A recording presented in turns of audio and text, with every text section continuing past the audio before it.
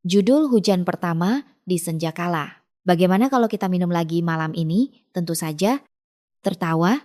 Malam itu adalah malam yang dingin di musim hujan.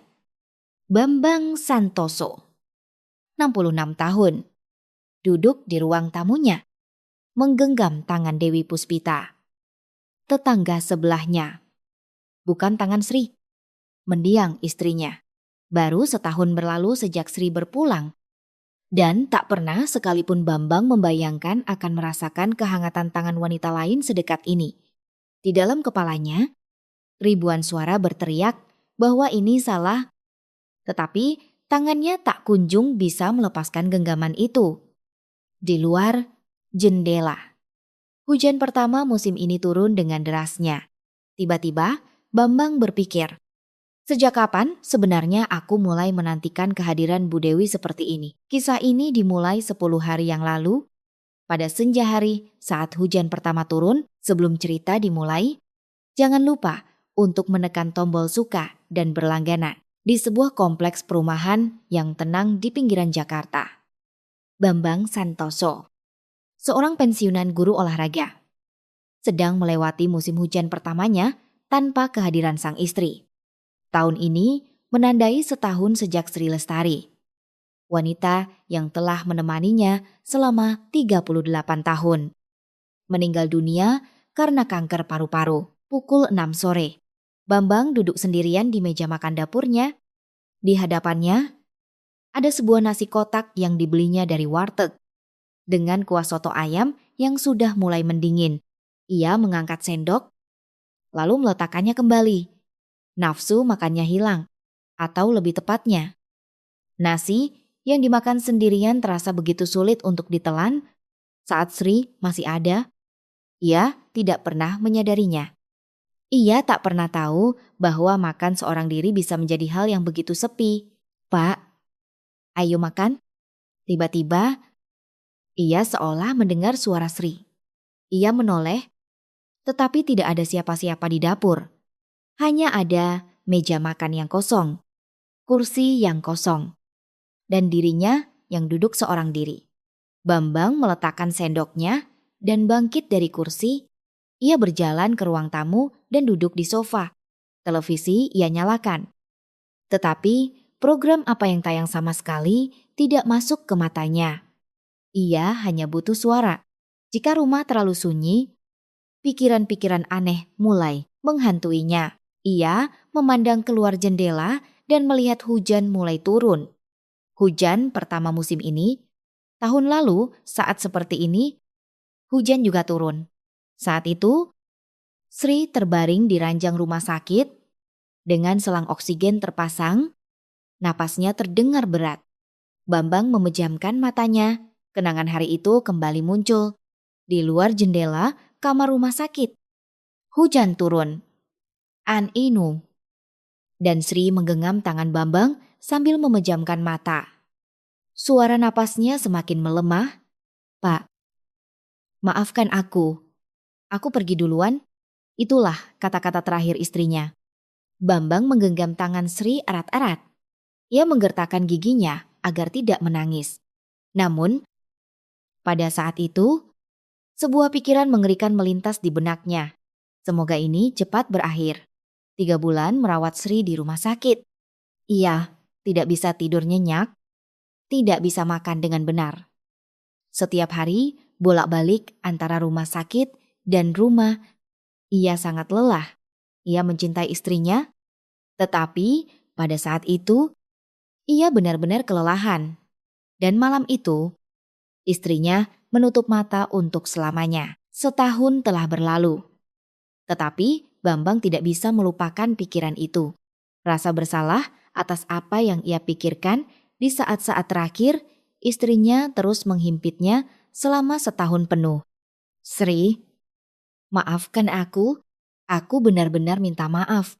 Bambang duduk di sofa, menutupi wajahnya dengan kedua tangan. Saat itulah bel pintu berbunyi. Ding dong. Bambang mengangkat kepalanya. Siapa yang datang jam segini, putrinya? Rina. Tinggal di Bintaro dan tidak pernah datang tanpa menelepon terlebih dahulu. Bel berbunyi sekali lagi. Bambang bangkit dengan tubuh yang terasa berat dan berjalan ke pintu depan melalui layar interkom. Ia melihat wajah yang dikenalnya, Dewi Puspita, tetangga sebelahnya.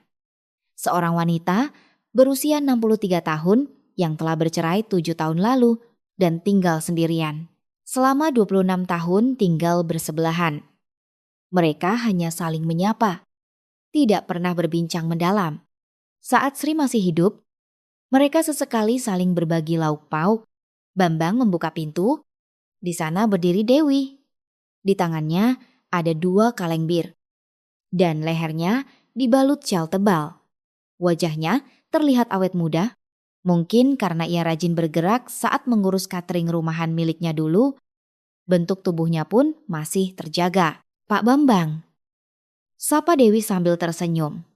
Hujan-hujan begini. Sendirian di rumah pasti bosan. Saya punya bir sisa. Mau minum bersama? Bambang terdiam sejenak. Sudah setahun.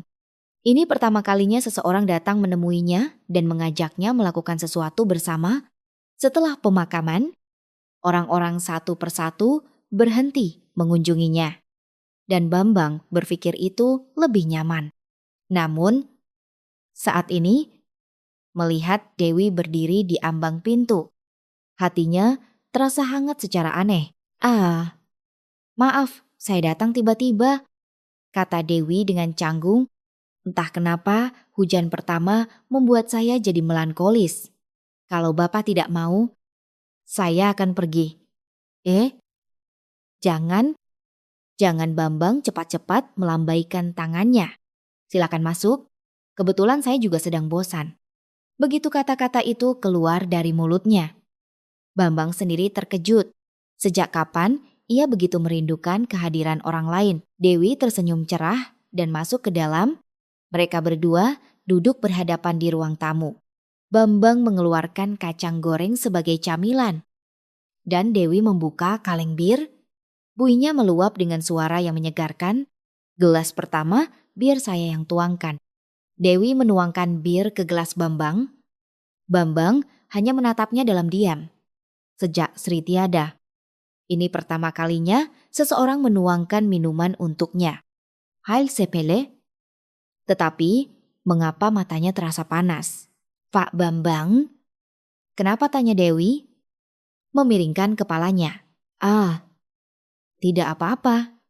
Bambang buru-buru menggelengkan kepala dan mengangkat gelasnya.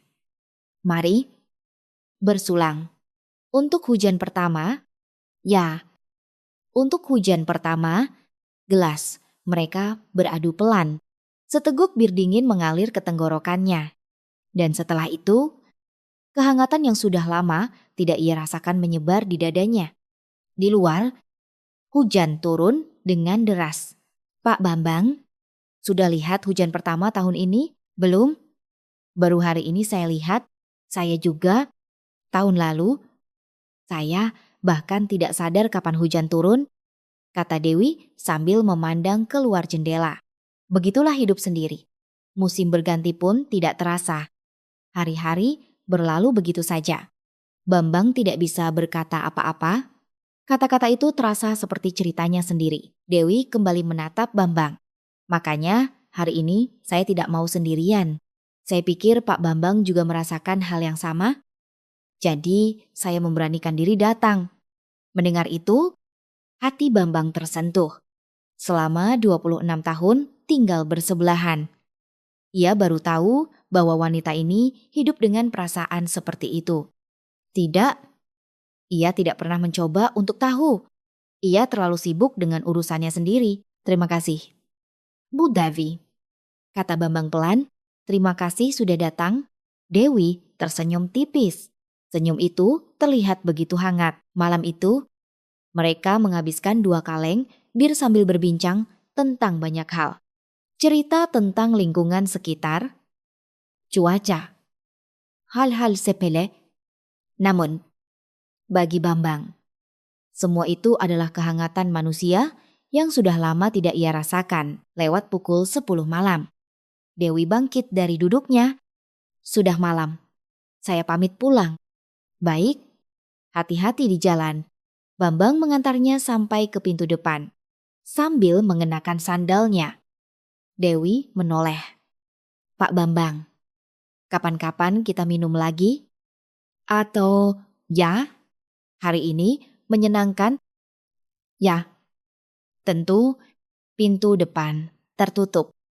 Dan suara langkah kaki Dewi perlahan menjauh. Bambang berdiri di depan pintu untuk waktu yang lama. Ketika ia kembali ke ruang tamu, 2 kaleng bir kosong tergeletak berdampingan di atas meja. Sudah lama sekali. Sudah lama rumah ini tidak terasa sehangat ini. Di luar, hujan masih turun. Bambang berdiri di dekat jendela, memandangi air hujan yang membasahi halaman. Sri, hari ini aku minum bersama seseorang, bisiknya dalam hati, berbicara kepada mendiang istrinya. Setelah setahun, aku baru berbicara dengan orang lain. Aneh, ya, hanya minum bir sekaleng. Tapi kenapa perasaan ini begitu aneh? Tidak ada jawaban. Namun anehnya, hatinya terasa hangat untuk pertama kalinya. Setelah sekian lama, beberapa hari berlalu. Anehnya, Bambang mendapati dirinya sering melihat keluar jendela, ke arah pintu depan rumah Dewi. Tidak ada alasan khusus, hanya saja. Begitu saja pada hari ketiga, sore harinya, ada sesuatu yang diletakkan di depan pintu rumahnya.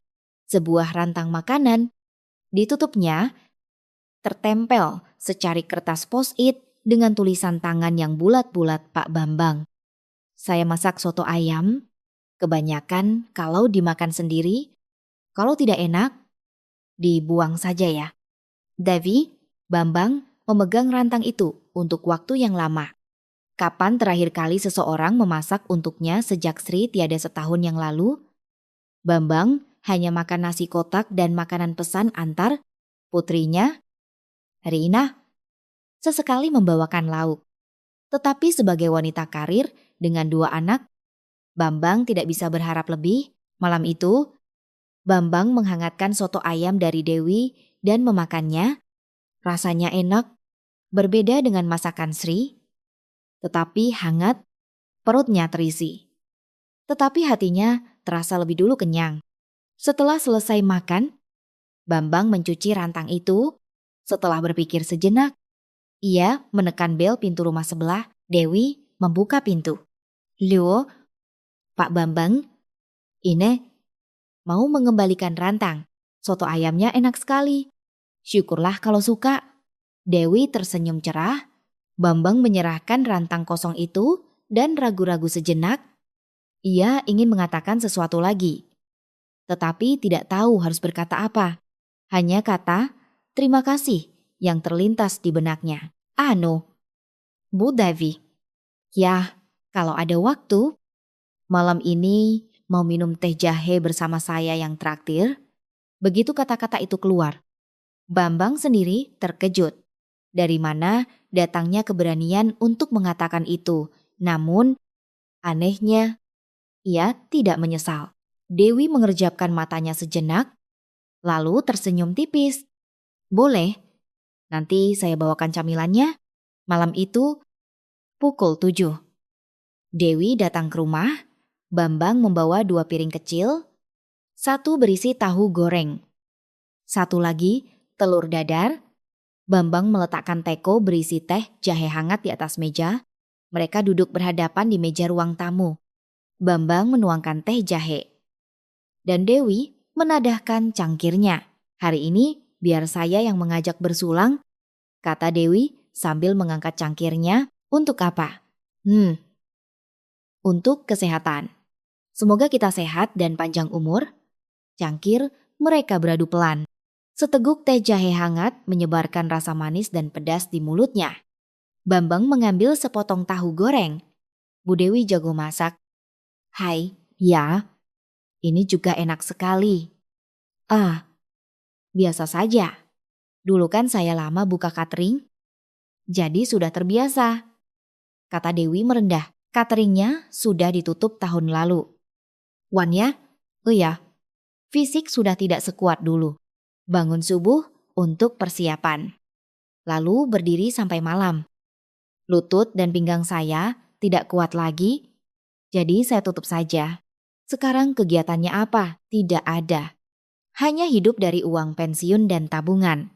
Tidak banyak pengeluaran juga, kata Dewi sambil menyesap tehnya. Bambang mengangguk. Nasib mereka serupa.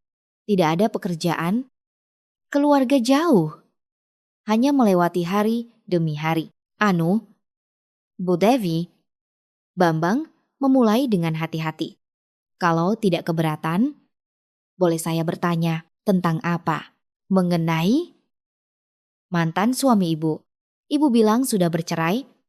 Tangan Dewi berhenti bergerak. Bambang langsung menyesal. Apakah aku terlalu jauh? Kita belum sedekat itu untuk membicarakan hal ini? Maaf. Tidak perlu dijawab. Tidak apa-apa, kata Dewi sambil menggelengkan kepala dan meminum tehnya lagi. Bukan rahasia lagi. Orang-orang di kompleks ini juga sudah tahu. Dewi memandang keluar jendela, hujan sudah reda, menyisakan genangan air yang memantulkan cahaya lampu jalan 7 tahun yang lalu.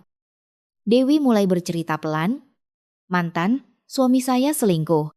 Bambang tidak berkata apa-apa. Salah satu tetangga yang memberitahu, katanya melihat suami saya keluar dari hotel dengan wanita lain. Awalnya saya tidak percaya. Kami sudah menikah 30 tahun. Mana mungkin dia begitu? Suara Dewi terdengar datar. Luka lama itu sepertinya sudah tidak terasa perih lagi. Tapi ternyata benar. Saya melihatnya dengan mata kepala sendiri. Bu Devi. Tahu apa yang dia katakan? Maaf. Tapi aku tidak bisa berbuat apa-apa. Begitu katanya.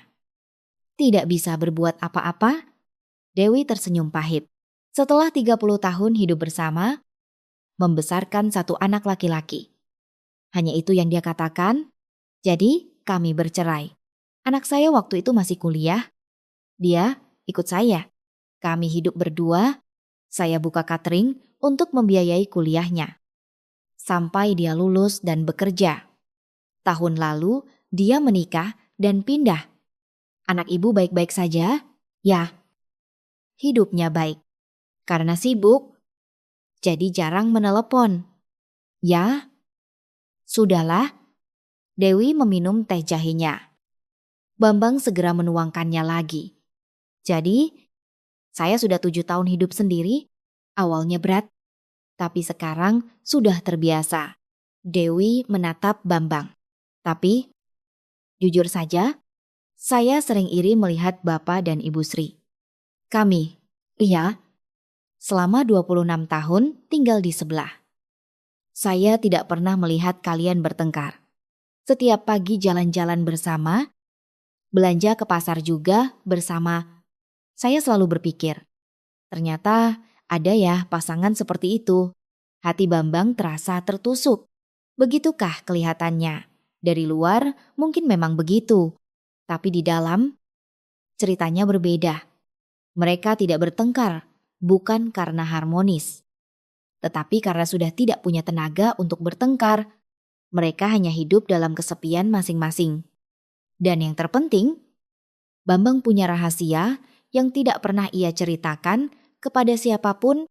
Pikiran yang melintas di benaknya saat istrinya menghembuskan napas terakhir, Pak Bambang, suara Dewi menyadarkannya. Sedang memikirkan apa wajah Bapak terlihat sedih? Tidak. Hanya saja, Bambang memaksakan senyum. Kami juga bukan pasangan yang sempurna. Begitu? Iya. Bukankah semua begitu? Apa yang terlihat dari luar seringkali berbeda dengan kenyataannya. Bambang mengakhiri kalimatnya sambil meminum teh jahe. Dewi mengangguk. Benar juga. Saya juga dulu berpura-pura bahagia di depan orang lain. Hening sejenak di antara mereka. Tapi bukan keheningan yang canggung. Itu adalah waktu di mana mereka saling memahami luka masing-masing. Pak Bambang, Dewi membuka suara lebih dulu. Saya baru pertama kali menceritakan ini. Oh ya. Cerita perceraian saya, tetangga semua tahu. Jadi saya anggap biasa saja. Tapi duduk dan menceritakannya pada seseorang seperti ini yang pertama. Dewi menatap Bambang. Matanya sedikit memerah. Terima kasih sudah mendengarkan. Saya hanya mendengarkan, itu sudah cukup. Hanya mendengarkan. Tahukah Bapak betapa berartinya itu? Bambang tidak bisa menjawab. Memang benar. Selama 3 bulan Sri sakit, Bambang juga begitu. Ia berharap ada seseorang yang mau mendengarkannya. Ia ingin berkata betapa lelahnya dia. Tapi ia tidak bisa mengatakannya di depan orang yang sedang sakit. Bu Devi, ya, saya juga punya cerita yang ingin saya sampaikan. Bambang membuka mulutnya. Cerita tentang istrinya. Cerita tentang pikiran mengerikan yang selama setahun tidak pernah ia ceritakan pada siapapun, tetapi kata-kata itu tidak keluar. Belum, sepertinya belum saatnya, tidak jadi. Nanti saja. Baiklah, kapanpun Bapak mau cerita, saya akan mendengarkan. Dewi tersenyum hangat.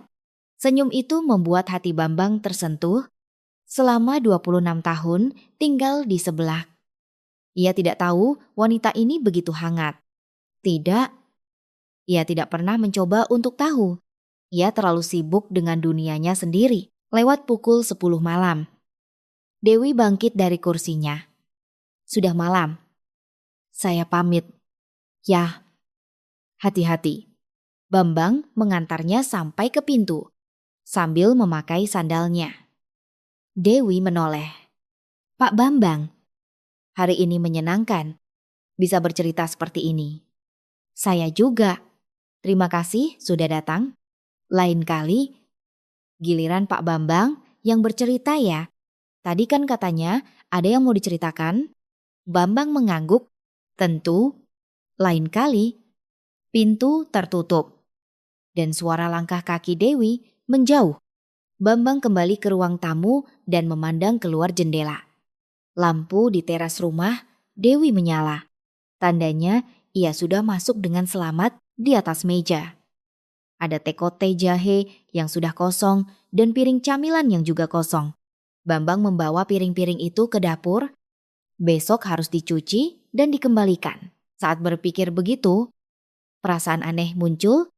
Perasaan menantikan hari esok. Ini pertama kalinya dalam setahun. Sejak Sri tiada, ia tidak pernah menantikan hari esok.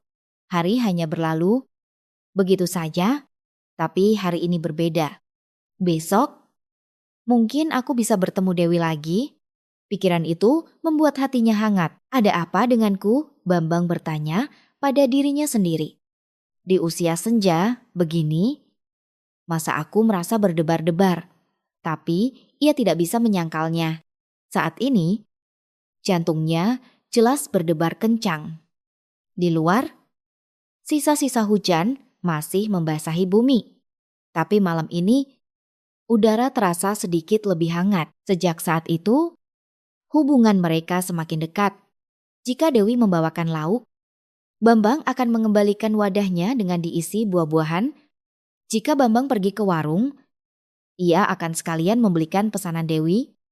Jika Dewi memasak sayur, ia akan menyisihkan semangkuk untuk Bambang. Tidak ada janji khusus. Semua terjadi begitu saja. Secara alami.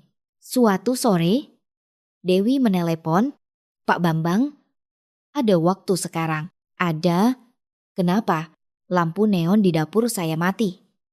Dan saya tidak sampai untuk menggantinya. Bisa tolong bantu. Bambang segera pergi ke rumah sebelah. Benar saja, satu lampu neon di dapur Dewi berkedip-kedip lalu mati. Bambang mengambil kursi, naik, dan mengganti lampu itu dengan yang baru. Sebagai guru olahraga selama 40 tahun. Pekerjaan seperti ini masih mudah baginya. Sudah beres. Wah, cepat sekali. Terima kasih, Pak Bambang. Dewi tersenyum cerah. Mau minum teh dulu? Tidak usah. Repot-repot. Meskipun Bambang menolak, Dewi sudah menyalakan kompor. Akhirnya, Bambang duduk di ruang tamu Dewi, menikmati secangkir teh lemon. Rumah Dewi memiliki tata letak yang sama dengan rumahnya. Tetapi suasananya berbeda. Banyak pot tanaman hias di sana-sini dan gordennya berwarna cerah. Rumah ibu terlihat hangat. Kata Bambang, "Oh iya, kalau hidup sendiri kan sepi. Jadi saya pelihara tanaman untuk teman bicara." Ibu bicara dengan tanaman. Tentu, setiap pagi saya sapa. "Selamat pagi," kata Dewi sambil tertawa. Bambang ikut tertawa. Anehnya, di depan Dewi, tawanya mudah sekali keluar. Beberapa hari kemudian, mereka pergi bersama ke supermarket kecil di ujung jalan. Bambang bilang, "Mau membeli tahu?" Dan Dewi kebetulan bilang telurnya habis. Jadi ia ikut. Hal sepele. Tetapi berjalan berdampingan terasa canggung sekaligus menyenangkan. Saat tiba di depan supermarket, "Loh, Pak Bambang." Suara yang tidak asing terdengar saat menoleh. Di sana berdiri Bu Yati Sumiati. Wanita berusia 71 tahun yang terkenal paling tahu gosip di seluruh kompleks. Matanya bergantian menatap Bambang dan Dewi. "Wah, Bu Dewi juga ada? Mau belanja bareng?" "Ya, oh, iya, kebetulan searah," jawab Bambang sekenanya. "Begitu ya? Akhir-akhir ini sering kelihatan berdua," kata Bu Yati dengan senyum penuh arti. "Baguslah, di usia kita, punya teman ngobrol itu penting," Bu Yati berkata, begitu lalu masuk ke supermarket. Bambang merasa tidak enak. Rasanya seperti akan ada gosip yang beredar. "Jangan dipikirkan," bisik Dewi. "Orang itu memang begitu, suka sekali membuat cerita. Tapi tetap saja. Kasihan Bu Dewi kalau nanti ada omongan tidak enak." "Tidak apa-apa, saya sudah biasa. Waktu saya cerai dulu, gosipnya lebih parah lagi," Dewi berkata dengan tenang. Tetapi Bambang merasa tidak nyaman. Dalam perjalanan pulang, mereka berdua diam. Saat berpisah, Dewi yang lebih dulu menyapa, "Pak Bambang, jangan terlalu dipikirkan. Saya sungguh tidak apa-apa." "Baiklah, Ibu juga." Mereka masuk ke rumah masing-masing, tetapi Bambang termenung lama di ruang tamunya. "Kenapa aku jadi sepemikiran ini?" 3 hari setelah itu, pukul 7 malam, Dewi datang ke rumah Bambang membawa sebotol anggur merah. "Malam ini saya ingin sekali minum." Tadinya mau minum sendiri. Tapi kepikiran Pak Bambang, Bambang membukakan pintu. Mereka duduk berhadapan di ruang tamu dan minum anggur. Di luar, hujan gerimis kembali turun. "Pak Bambang, akhir-akhir ini saya merasa aneh," kata Dewi sambil menyesap anggurnya. "Aneh bagaimana? Kalau sendirian, saya jadi banyak pikiran. Dulu tidak begini." "Mikirin apa?" Dewi memandang keluar jendela sejenak. "Waktu saya bercerai dulu, saya benar-benar hancur. Oh ya, tapi saat itu tidak ada satu orang pun yang bertanya, 'Kamu baik-baik saja?' Semua orang hanya berbisik di belakang. Tidak ada yang datang dan bertanya, 'Bu Devi, berat ya rasanya?'" Suara Dewi mulai bergetar. "Anak saya waktu itu masih kuliah. Jadi saya yang harus kuat untuknya. Keluarga saya sudah lama putus hubungan. Saya menanggung semuanya sendirian. Pagi-pagi ke pasar untuk catering. Malam pulang ke rumah makan sendirian. Tidur sendirian. Begitu selama 7 tahun." Bambang hanya menatap Dewi tanpa berkata-kata. Tapi Dewi menatap Bambang, matanya memerah.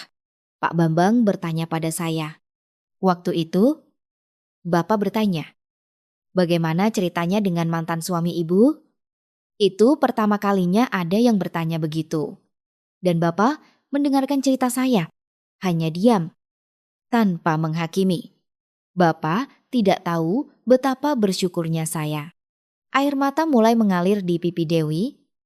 "Maaf, tiba-tiba jadi begini. Kalau minum, saya jadi cengeng. Padahal saya bukan orang seperti ini." Dewi menyeka air matanya dengan punggung tangan. Tetapi air mata itu tidak berhenti. Hati Bambang terasa sesak. Selama 26 tahun tinggal di sebelah. Ia tidak tahu wanita ini hidup begitu menderita. Selalu tersenyum saat menyapa, selalu ramah melayani pelanggan cateringnya. Tetapi di dalam hatinya, ia begitu kesepian dan terluka tanpa sadar. Bambang mengulurkan tangannya. Ia menggenggam tangan Dewi. Bu Devi. Dewi mengangkat kepalanya. Air mata membasahi pipinya. Menangislah. Jangan ditahan.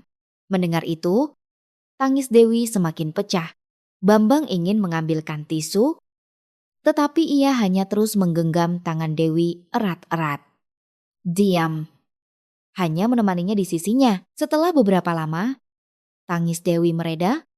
Maaf ya, saya tiba-tiba begini. Bapak pasti kaget. Tidak apa-apa. Terima kasih sudah menggenggam tangan saya. Dewi menatap tangan Bambang yang menggenggamnya. Hangat. Bambang ikut menatap tangan mereka. Tangan yang kecil dan rapuh. Tangan yang selama 7 tahun sendirian mengurus catering, membesarkan anak, dan menanggung segalanya. Bu Devi. Ya, Bambang mengangkat kepalanya dan menatap Dewi. Mata mereka bertemu, begitu dekat, entah sejak kapan. Wajah mereka menjadi begitu dekat. Jantung Bambang mulai berdebar kencang. Tangannya gemetar. Di dalam kepalanya ada suara yang melarang. Jangan. Istrimu baru meninggal setahun, tetapi tubuhnya tidak berhenti.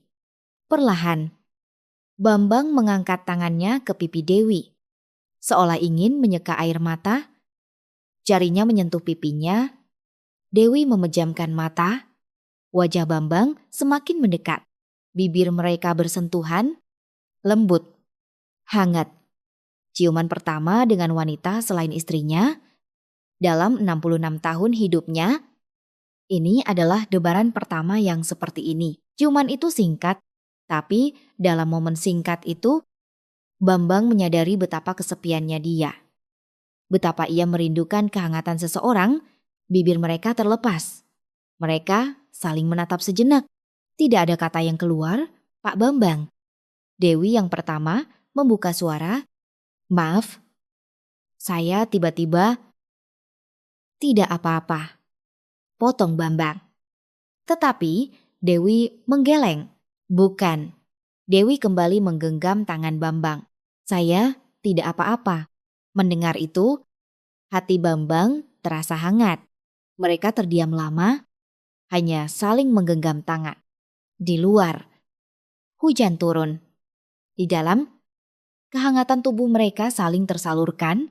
Malam semakin larut. Lewat pukul 11, Dewi bangkit dari duduknya. "Sudah malam. Saya pamit." "Ya." "Hati-hati." Bambang mengantarnya sampai ke pintu sambil memakai sandalnya. Dewi menoleh. "Pak Bambang." "Ya, jangan sesali kejadian malam ini. Saya tidak akan menyesalinya." Dewi tersenyum tipis. Jejak air mata masih ada di pipinya. Tetapi senyum itu hangat. "Sampai jumpa lagi." "Ya." Pintu tertutup. Bambang berdiri di depan pintu untuk waktu yang lama. Di bibirnya masih terasa sentuhan Dewi. Di tangannya masih terasa kehangatan Dewi. "Apa yang baru saja aku lakukan?" Bambang bertanya pada dirinya sendiri. "Di usiaku ini, istriku baru saja tiada. Apa yang aku lakukan?" Rasa bersalah menyeruak. Tetapi bersamaan dengan itu, ada perasaan yang tidak bisa ia pungkiri. Ia merasa berdebar. Entah sudah berapa lama ia tidak merasakan jantungnya berdebar seperti ini. Bambang kembali ke ruang tamu dan memandang keluar jendela. Lampu di teras rumah Dewi menyala. Ia sudah masuk dengan selamat. Di atas meja, botol anggur masih tersisa setengah. Bambang menatap botol itu, lalu tersenyum kecil. "Seri," bisiknya dalam hati. "Maafkan aku. Malam ini aku melakukan hal yang aneh. Tidak ada jawaban. Tapi anehnya, ia merasa istrinya tidak akan marah. Hanya perasaan saja. Di luar, hujan terus turun. Bambang duduk di sofa dan menatap langit-langit. Jantungnya masih berdebar. Kenapa aku jadi begini di usiaku, tapi ia tidak bisa menyangkalnya.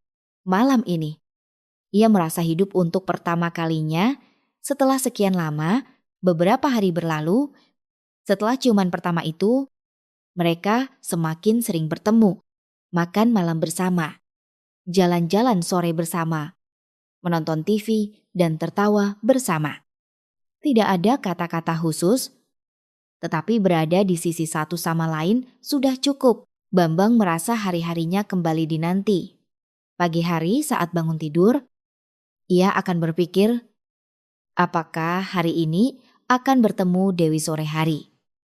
Ia akan melihat keluar jendela, berharap Dewi akan datang. Kenapa aku jadi begini? Ia bertanya pada dirinya sendiri, tetapi tidak butuh jawaban. Karena ia merasa senang. Lalu suatu malam, sekitar pukul 10, bel pintu berbunyi. Bambang mengecek interkom. Itu Dewi. Tapi penampilannya berbeda dari biasanya.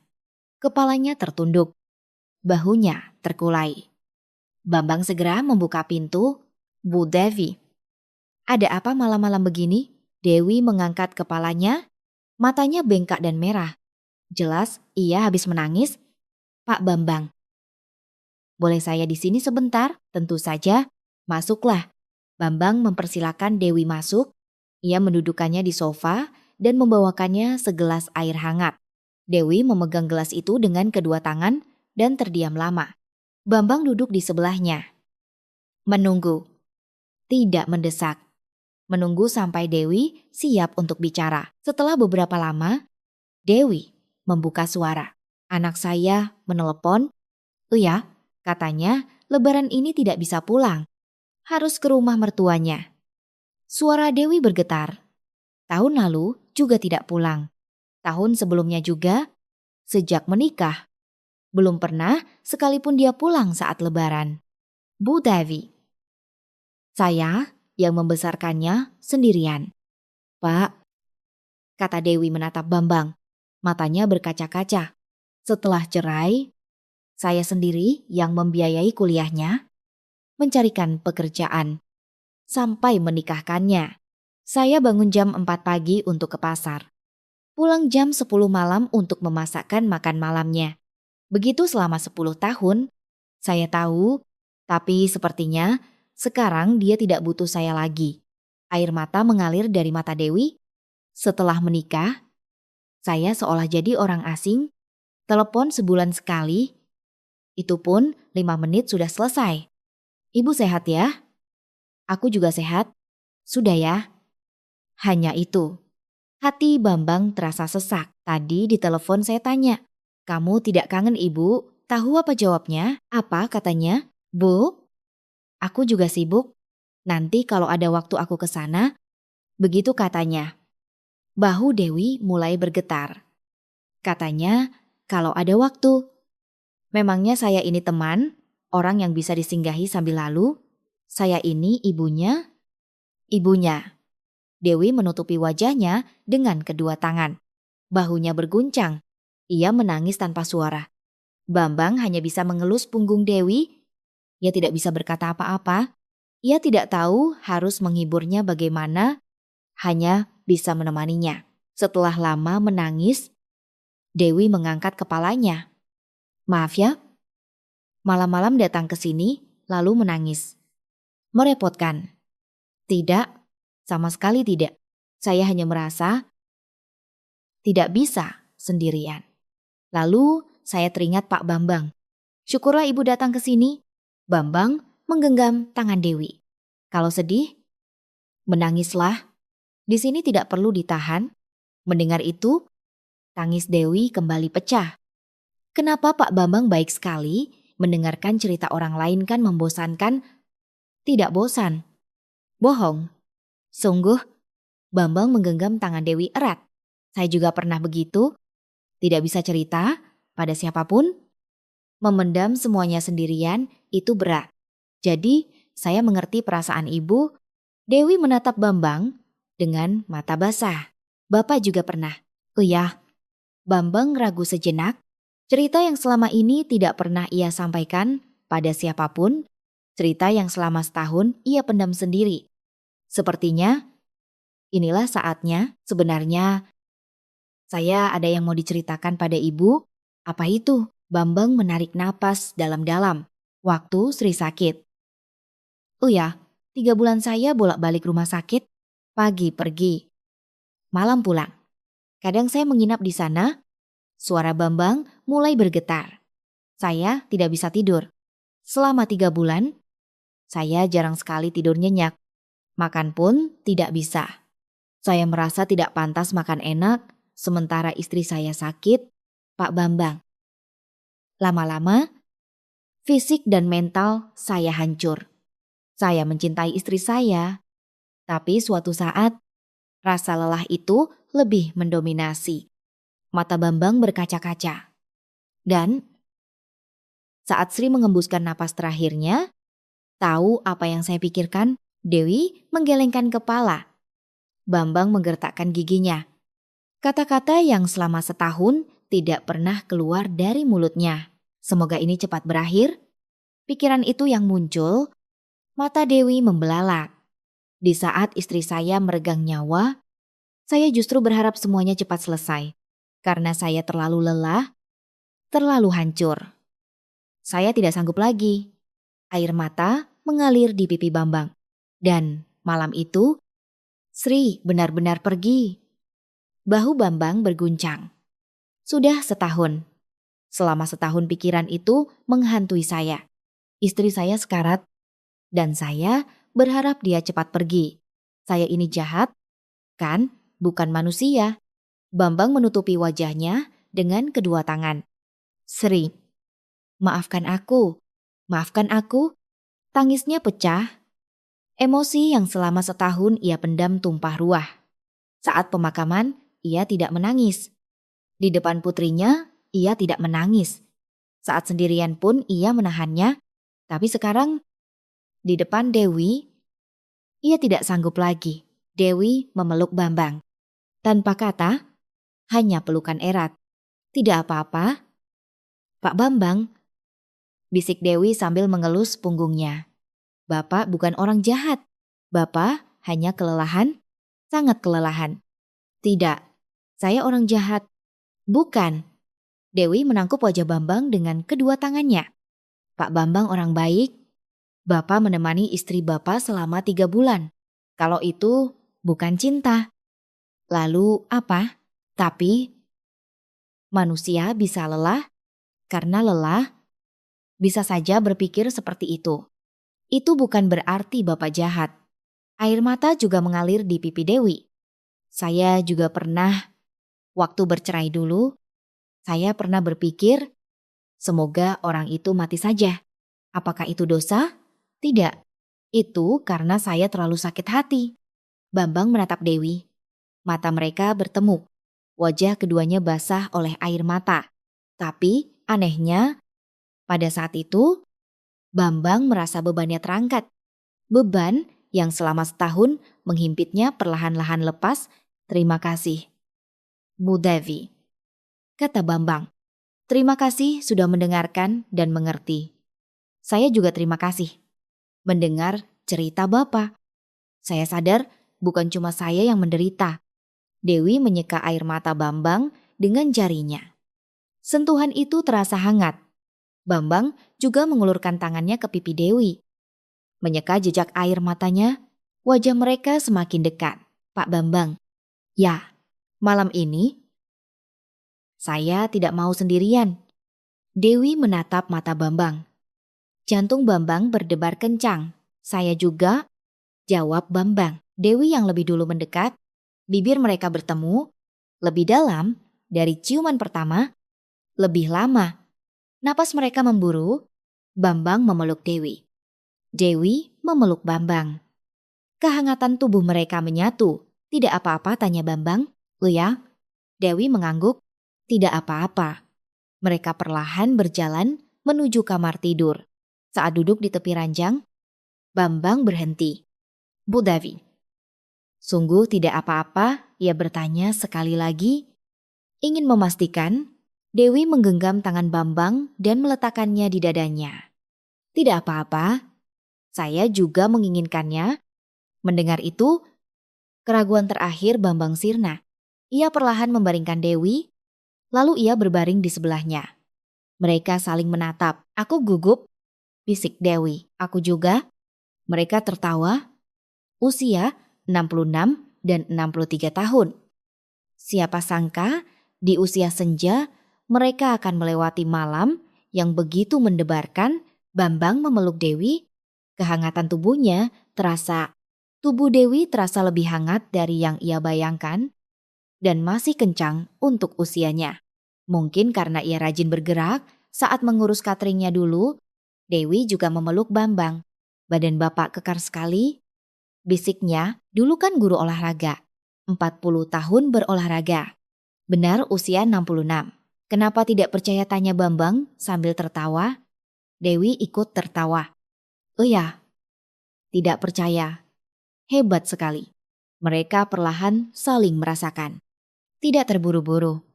Sudah lama sekali. Dengan hati-hati. Dengan lembut. Mereka berbagi kehangatan selama 63 tahun hidup.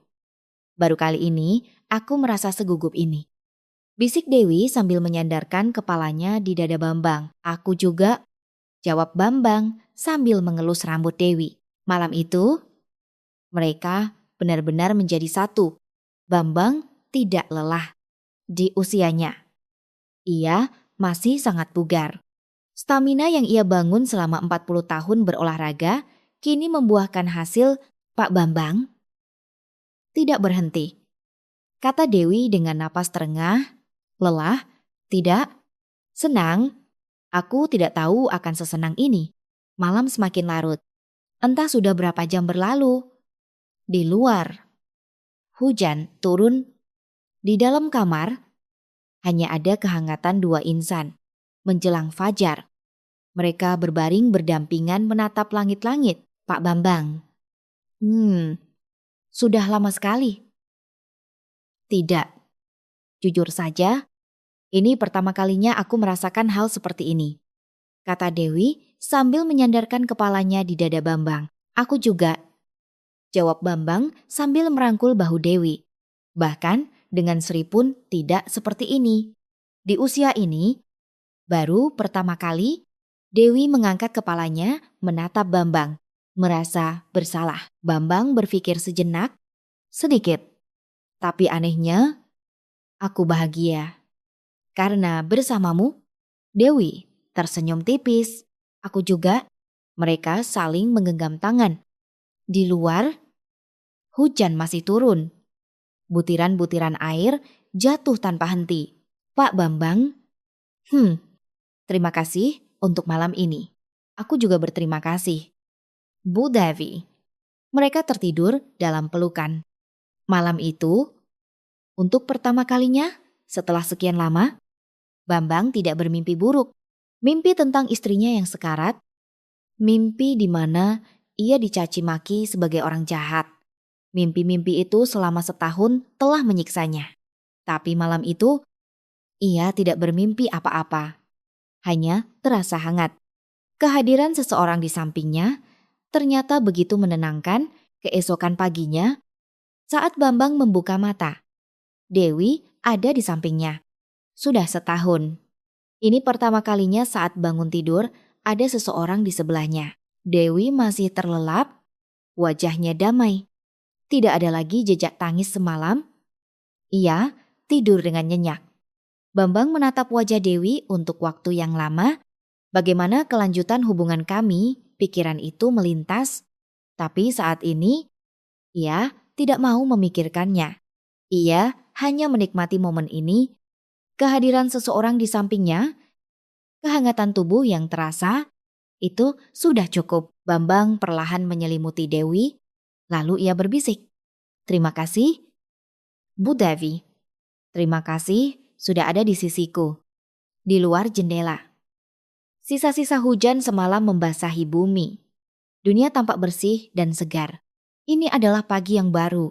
Seminggu berlalu, Bambang dan Dewi hampir setiap hari bertemu. Pagi hari jalan-jalan bersama, sore hari makan bersama. Mereka bergantian makan di rumah masing-masing, tetapi lebih sering Dewi yang memasak. Kemampuan memasak Bambang sangat payah. Pak Bambang, ini telur dadar atau telur gumpal. Dewi tertawa melihat masakan Bambang. Telur dadar. Lah, kenapa aneh? Bukan di dadar, tapi di gumpal. Rasanya sih enak, bentuknya saja yang... Mereka tertawa bersama. Kehidupan sehari-hari yang biasa ini terasa begitu berharga bagi Bambang. Setahun lamanya ia makan sendirian, nonton TV sendirian, tidur sendirian. Hanya orang yang tahu rasanya kesepian yang mengerti betapa besarnya kebahagiaan dalam kesederhanaan ini. Namun, kebahagiaan itu tidak berlangsung lama. Gosip mulai menyebar di lingkungan mereka. Sore itu, Bambang pergi ke warung untuk membeli tahu. Saat membuka pintu warung, dua orang ibu-ibu yang sedang mengobrol tiba-tiba berhenti. Mereka menatap Bambang, tatapan yang seolah sedang berbisik. Bambang tidak ambil pusing. Ia mengambil tahu dan pergi ke kasir. Saat membayar, pemilik warung menyapanya. Pak Bambang, kelihatannya bahagia ya akhir-akhir ini. Ah, biasa saja. Bang, sering kelihatan sama Bu Dewi tetangga sebelah. Akrab sekali ya. Tangan Bambang berhenti. Ah, tidak juga. Hanya saja. Oh, bukan apa-apa. Pak, cuma banyak yang lihat akhir-akhir ini sering jalan bareng. Pemilik warung tersenyum penuh arti. Baguslah. Di usia kita, punya teman ngobrol itu penting. Bambang berusaha menjaga raut wajahnya dan menerima uang kembalian. Kami hanya tetangga. Sudah lama kenal. Iya, tentu saja. Nada bicara pemilik warung seolah tidak percaya. Bambang keluar dari warung. Saat melangkah pergi, ia mendengar suara lirih dari belakang. Katanya sih sudah serumah. Bambang pura-pura tidak dengar dan terus berjalan. Tapi dadanya terasa sesak dalam perjalanan pulang. Di sebuah gang, ia berpapasan dengan Bu Yati Sumiati, wanita yang sama yang ia temui di supermarket tempo hari. Lio, Pak Bambang, Bu Yati menyapa dengan ramah. Habis belanja sendirian saja, hari ini Bu Dewi tidak ikut. Bambang mengerutkan kening mendengar kata-kata itu. Saya hanya beli tahu. Oh, maaf. Saya salah bicara. Jangan dipikirkan. Saya ini mendukung loh. Bu Yati melambaikan tangannya. Tetapi tatapan matanya berkata lain.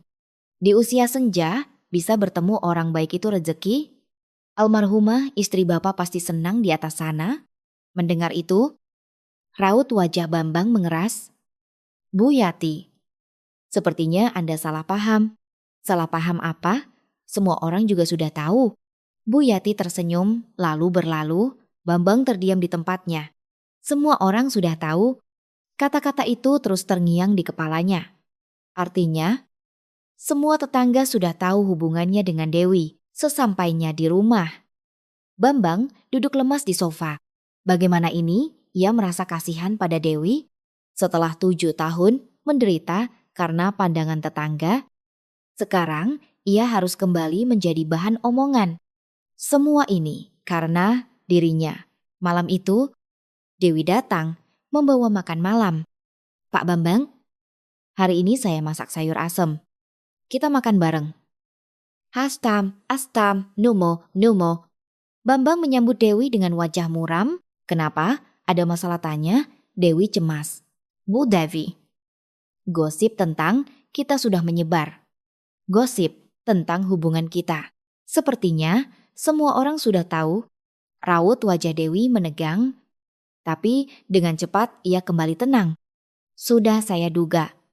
Tadi di warung ibu-ibu juga bisik-bisik. Bu Devi, maafkan saya. Ini semua karena saya, bukan karena Bapak. Lingkungan ini memang begini. Banyak orang yang suka menggosip. Dewi menggenggam tangan Bambang. Jangan dipikirkan, saya sudah biasa. Waktu saya cerai dulu, gosipnya lebih parah. Tapi, sungguh tidak apa-apa.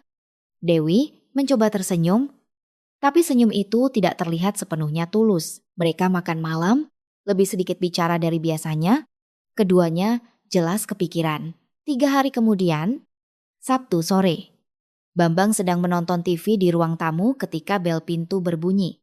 Ia mengecek interkom. Putrinya, Rina, datang tanpa pemberitahuan. Dengan perasaan senang, Bambang segera membuka pintu. Rina, tumben tidak bilang-bilang. Ayah. Ekspresi Rina tampak serius. Kaku, masuklah. Ada apa? Bambang mempersilakan Rina masuk. Rina duduk di sofa. Saat Bambang hendak mengambilkan minum, Rina lebih dulu bicara. Ayah, aku kesini mau bicara. Iya, ada apa? Aku dengar omongan aneh dari tetangga. Tangan Bambang berhenti bergerak. Omongan aneh, katanya ayah pacaran dengan ibu-ibu sebelah. Benar, mata Rina menatap lurus ke arah Bambang. Bambang tidak bisa menjawab. Ia tidak tahu harus berkata apa. Ayah, suara Rina meninggi. Benar atau tidak jawab? Ya, Rina, itu. Jadi benar, wajah Rina berubah kecewa. Ayah, ibu baru meninggal setahun. Setahun baru setahun? Ya, Rina. Bagaimana ayah bisa begitu? Bekas tempat tidur ibu saja belum dingin.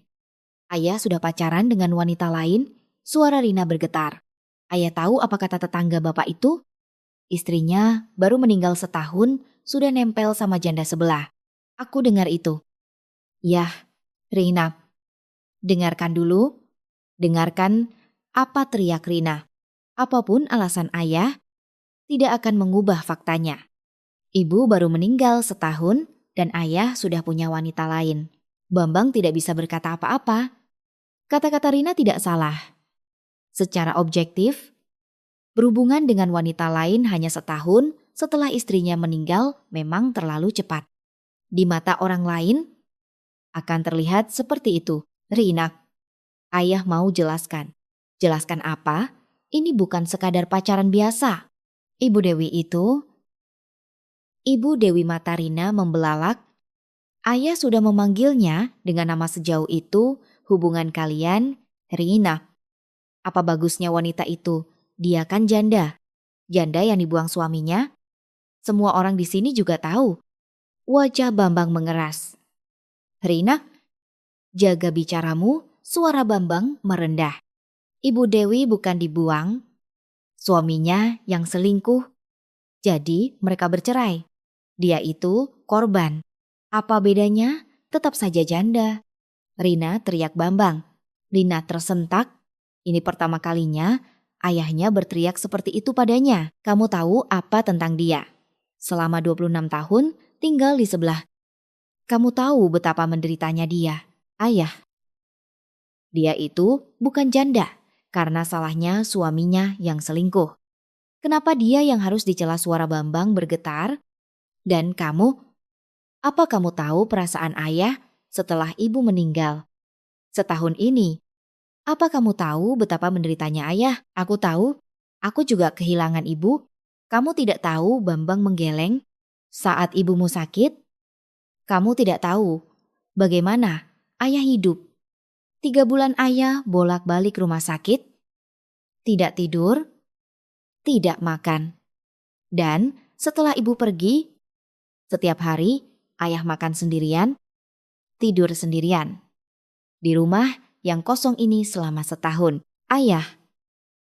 Ibu Dewi adalah orang pertama yang mengulurkan tangan pada ayah. Dia memasakkan makanan, mendengarkan cerita ayah, menemani ayah. Kamu tidak tahu betapa berartinya itu. Mata Rina berkaca-kaca.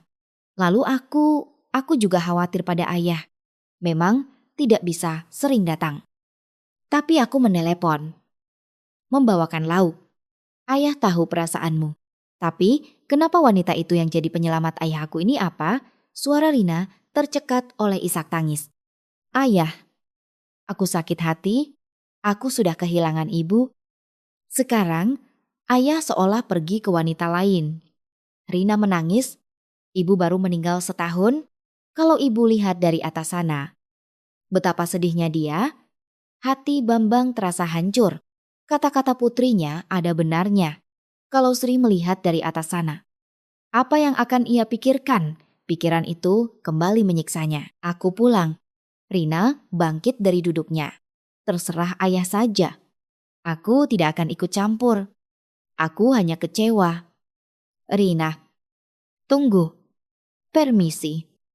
Rina berjalan ke pintu depan. Bambang mengikutinya. Tetapi Rina tidak menoleh sama sekali dan membuka pintu. Rina, nanti ayah telepon. Assalamualaikum. Pintu tertutup. Bambang berdiri di depan pintu untuk waktu yang lama. Tidak bergerak. Apa yang sudah aku lakukan? Ini pertama kalinya ia bertengkar hebat dengan putrinya. Bambang kembali ke ruang tamu. Di atas rak TV. Ada foto mendiang istrinya. Sri. Foto saat tersenyum. Diambil 5 tahun lalu saat mereka berkunjung ke rumah Rina. Bambang berdiri di depan foto itu. Sri. Suaranya bergetar. Apa aku salah? Baru setahun kamu pergi? Aku berhubungan dengan wanita lain. Apa itu salah? Tidak ada jawaban. Rina kecewa. Katanya, kamu pasti sedih di atas sana. Mendengar itu, hatiku hancur. Bambang terduduk lemas di sofa. Sri, aku harus bagaimana? Apa aku salah berhubungan dengan Dewi? Air mata mengalir. Aku kesepian. Setahun ini aku sangat kesepian, makan sendirian, tidur sendirian. Di rumah yang kosong ini, setiap hari aku hanya memandangi fotomu. Aku hampir gila. Bambang menutupi wajahnya dengan kedua tangan. Lalu Bu Dewi datang. Mengajakku minum bir bersama. Hanya itu, tapi anehnya, hatiku jadi tenang. Ada orang di sampingku. Aku tidak sendirian. Aku tidak tahu rasanya akan senyaman ini. Bambang menangis untuk waktu yang lama. Aku memang jahat. Sri, saat kamu sekarat, aku berharap cepat selesai. Dan belum setahun kamu pergi, aku sudah bersama wanita lain. Aku memang jahat. Tidak ada jawaban. Dari dalam foto, Sri tetap tersenyum. Senyum itu justru membuat Bambang semakin tersiksa. Malam itu, Bambang tidak bisa menelepon Dewi. Apa yang harus ia katakan? Putriku menentang tetangga menggosip ia tidak bisa mengatakan apa-apa. Ia hanya minum sendirian, menghabiskan sebotol anggur. Ia berbaring di lantai ruang tamu menatap langit-langit. Wajah Sri di foto itu terus menghantuinya. Sri, aku harus bagaimana? Jawaban itu tidak pernah datang. Sejak saat itu, Bambang menghindari Dewi. Telepon dari Dewi tidak diangkat. Pesannya tidak dibalas. Jika Dewi datang membawa makanan, ia hanya menyapanya singkat di depan pintu dan menyuruhnya pulang. Pak Bambang, hari ini saya masak sayur lodeh. Kita makan bareng? Ya. Hari ini saya sedang lelah. Maaf ya. Oh, begitu. Ya sudah, ini saya taruh di sini saja. Terima kasih. Bu Devi menutup pintu dan berbalik. Hati Bambang terasa sakit. Ia melihat raut wajah Dewi yang muram.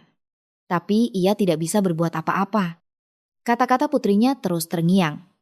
Ibu baru meninggal setahun. Kalau ibu lihat dari atas sana, betapa sedihnya dia. Pandangan tetangga juga membuatnya tidak nyaman. Jika ke warung, ia mendengar bisik-bisik. Jika jalan-jalan sore, Bu Yati menatapnya dengan pandangan penuh arti. Bambang jadi semakin jarang keluar rumah. Dewi sepertinya sudah mengerti. Seminggu berlalu. Dewi tidak lagi menghubunginya. Tidak ada telepon. Tidak ada pesan. Tidak ada lagi yang datang membawa makanan. Bambang berpikir itu bagus. Mungkin dengan begini, hubungan kami akan berakhir secara alami. Lebih baik berakhir sebelum kami sama-sama terluka, tapi saat malam tiba, rasanya berbeda. Ranjang yang ia tiduri sendirian terasa begitu luas. Dulu, sisi ranjang yang kosong itu adalah hal biasa. Sekarang, rasanya begitu sepi dan tak tertahankan.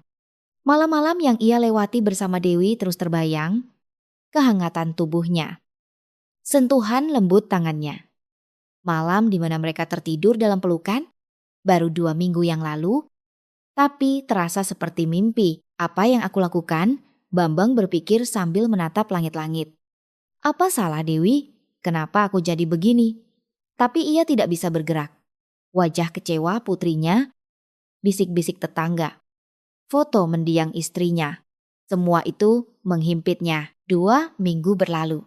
Suatu pagi, Bambang melihat kalender dan tertegun. Besok adalah hari peringatan kematian istrinya. Setahun yang lalu. Pada hari ini, Sri Lestari menghembuskan napas terakhir. Sudah setahun. Bambang menatap kalender itu untuk waktu yang lama. Setahun. Waktu yang terasa begitu panjang sekaligus singkat.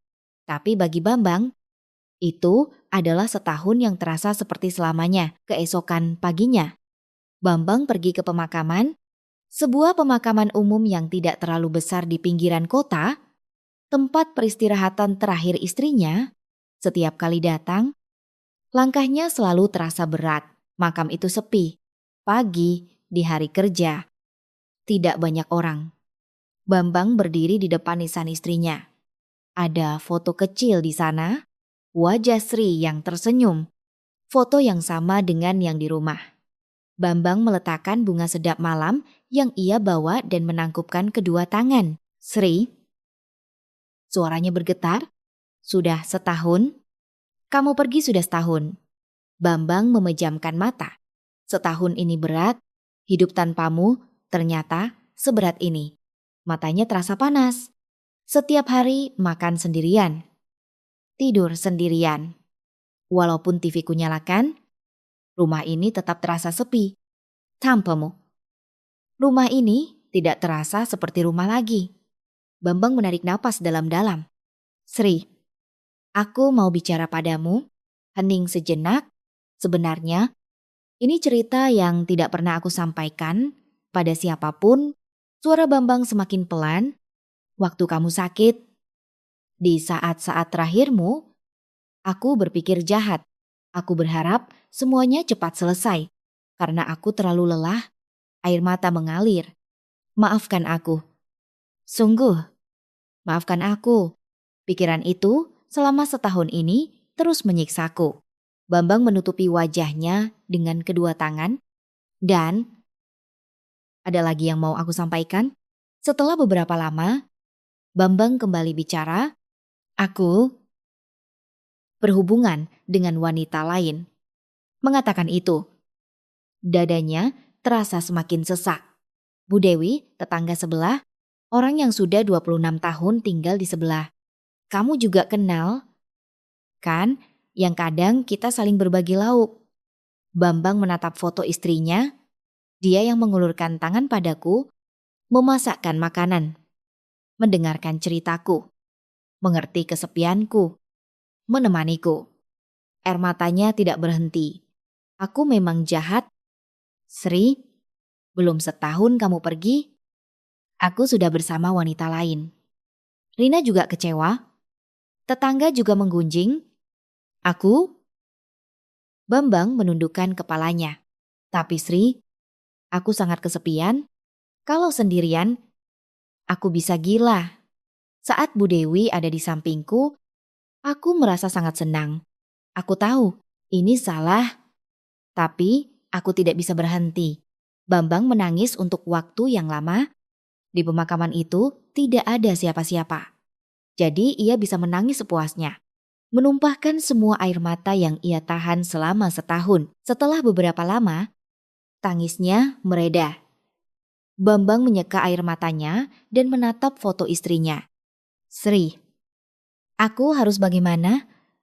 Apa aku tidak boleh terus bersama Bu Dewi? Apa benar, kata Rina? Kalau kamu lihat dari atas sana, kamu akan sedih. Tidak ada jawaban. Dari dalam foto, istrinya tetap tersenyum. Bambang tidak tahu apa arti senyum itu. Sri, maafkan aku, dan aku merindukanmu. Dengan kata-kata terakhir itu, Bambang meninggalkan pemakaman. Ia tiba di rumah saat hari sudah sore. Bambang tidak menyalakan lampu dan hanya duduk di sofa dalam kegelapan. Ia mengambil sebotol anggur dari kulkas. Minum langsung dari botolnya. Minuman dingin itu mengalir ke tenggorokannya. 1 botol habis. Ia membuka botol yang lain. Ia mulai mabuk. Kepalanya terasa pening. Tubuhnya lemas.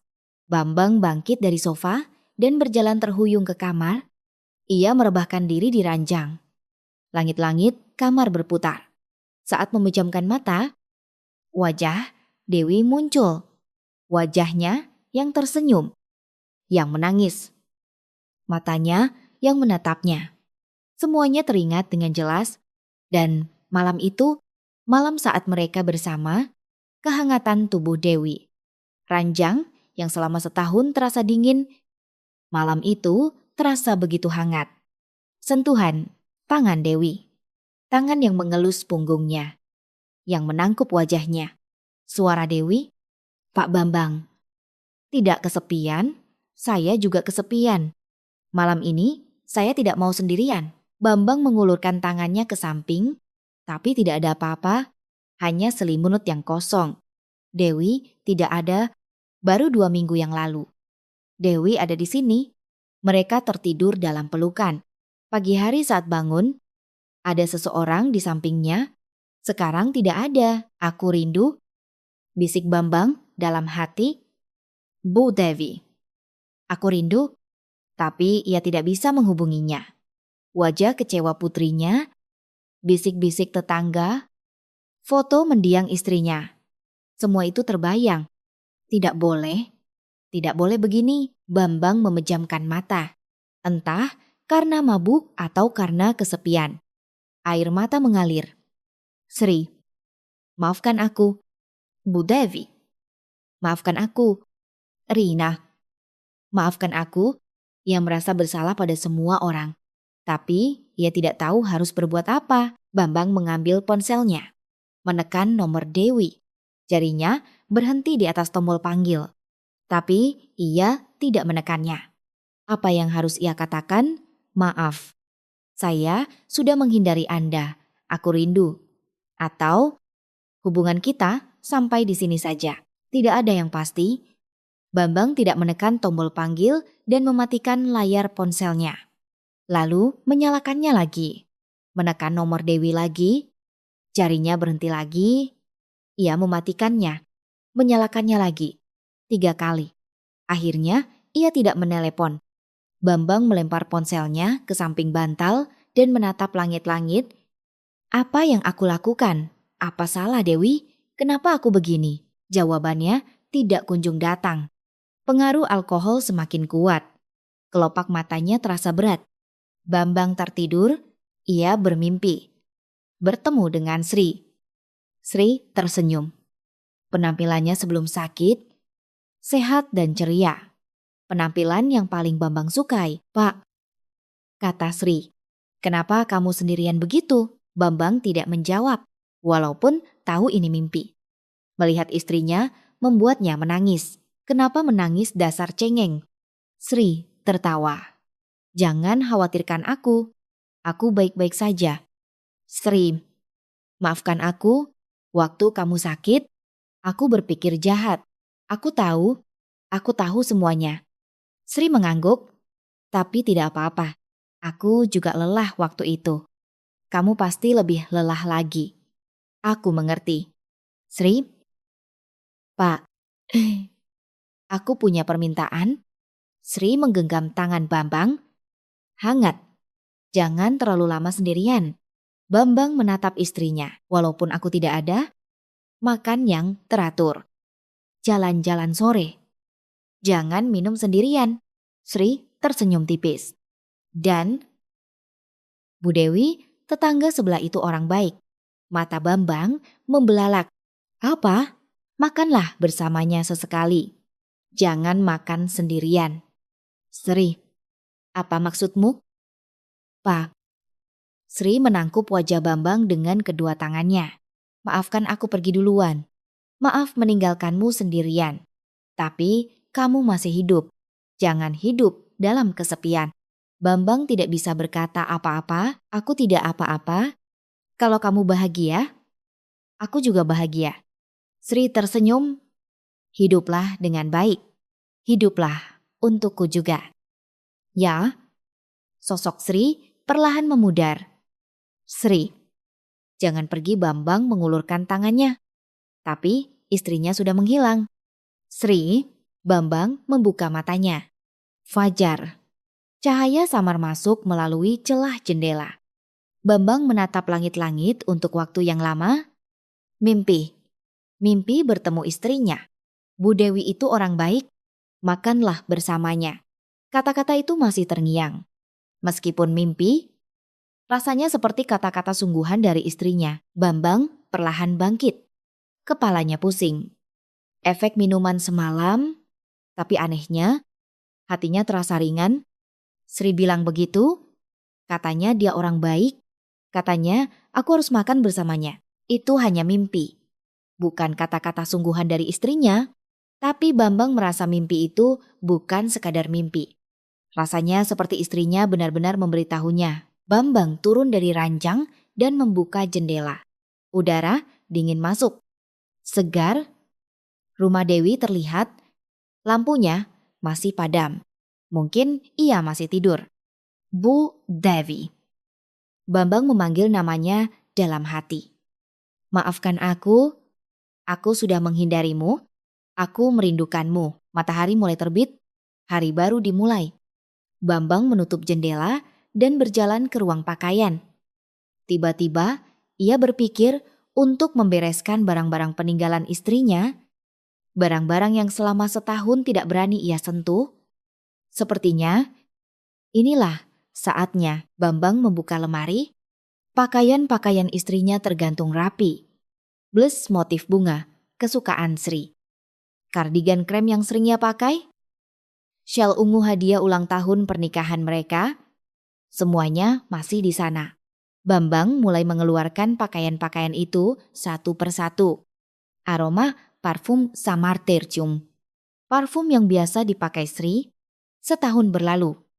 Aromanya masih menempel. Sri, aku akan membereskannya sekarang. Maafkan aku. Bisiknya dalam hati sambil melipat pakaian. Di rak bagian dalam lemari ada sebuah kotak.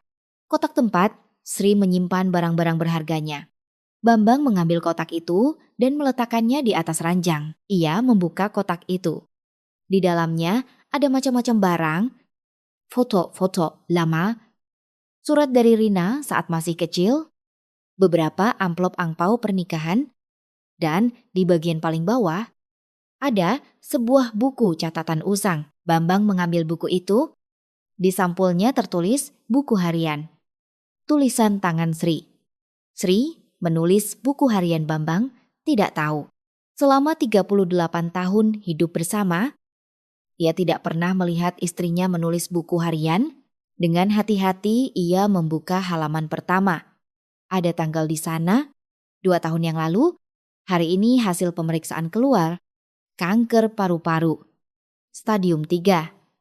Haruskah aku memberitahu suamiku? Bagaimana caranya? Aku takut. Tangan Bambang bergetar. Ia teringat hari itu. Hari di mana istrinya pulang dari rumah sakit dengan wajah pucat, tetapi hanya bilang tidak apa-apa. Beberapa hari kemudian, barulah ia memberitahukan penyakitnya. Bambang terus membalik halaman. Cerita perjuangan istrinya melawan penyakit. Cerita tentang betapa beratnya kemoterapi, betapa sedihnya saat rambutnya rontok. Cerita tentang betapa bersyukurnya ia karena suaminya selalu ada di sisinya. Hari ini suamiku menemaniku semalaman di rumah sakit. Dia bilang tidak apa-apa. Tapi wajahnya terlihat sangat lelah. Aku minta maaf. Aku merasa menjadi beban untuknya. Aku ingin cepat sembuh. Tidak. Jujur saja. Aku ingin ini cepat, berakhir. daripada hanya terbaring dan menjadi beban membaca kalimat itu. Air mata Bambang tumpah. Ternyata istrinya juga berpikir hal yang sama. Ingin ini cepat berakhir. Bukan hanya dirinya, Bambang terus membalik halaman. Tulisannya semakin pendek, semakin tidak beraturan, tenaganya yang semakin habis terasa dari tulisannya. Lalu ia sampai di halaman terakhir, tanggalnya seminggu sebelum Sri meninggal. Tulisannya sangat berantakan. Untuk suamiku, Bambang menahan napas. Aku minta maaf pergi duluan. Terima kasih untuk 38 tahun ini. Berkatmu, aku bahagia. Air matanya tidak berhenti. Oh, Pak, kalau aku pergi, jangan terlalu lama sendirian. Makan yang teratur. Jalan-jalan sore. Jangan minum sendirian sambil menangis. Kata-kata itu menusuk hatinya. Itulah yang ia lakukan selama 2 minggu terakhir. Minum sendirian sambil menangis. Dan saat membaca kalimat berikutnya, napas Bambang seolah berhenti. Bu Dewi tetangga sebelah itu orang yang baik. Makanlah bersamanya sesekali, jangan makan sendirian. Bambang membaca kalimat itu berulang-ulang. Bu Dewi tetangga sebelah itu orang yang baik. Istrinya mengenal Dewi, menganggapnya orang baik. Makanlah bersamanya sesekali, istrinya mengizinkannya. Tidak, istrinya memintanya. Bambang memeluk buku harian itu di dadanya dan menangis. Ia teringat mimpi semalam. Istrinya datang dan mengatakan hal yang sama. Bu Dewi itu orang baik. Makanlah bersamanya, itu bukan mimpi. Istrinya benar-benar berpikir begitu. Sri, panggil Bambang dengan suara keras. Kamu berpikir begini. Selama setahun aku tidak tahu buku harian ini ada di sini. Air matanya tidak berhenti. Terima kasih. Sungguh. Terima kasih. Dan maafkan aku, kamu berpikir begini. Tapi aku justru tenggelam dalam rasa bersalah. Bambang menangis untuk waktu yang lama. Tapi tangis kali ini berbeda. Tangis selama setahun terakhir adalah tangis karena rasa bersalah dan kesepian. Tapi tangis sekarang berbeda. Ini adalah tangis syukur karena mengetahui isi hati istrinya. Dan rasa lega seolah ia telah diampuni. Setelah menyeka air matanya, Bambang mengambil ponselnya, menelepon putrinya. Rina. Setelah beberapa kali nada sambung, Rina mengangkatnya. Ayah, ada apa suara Rina terdengar dingin? Rina, ayah mau bicara. Bisa kita bertemu sekarang?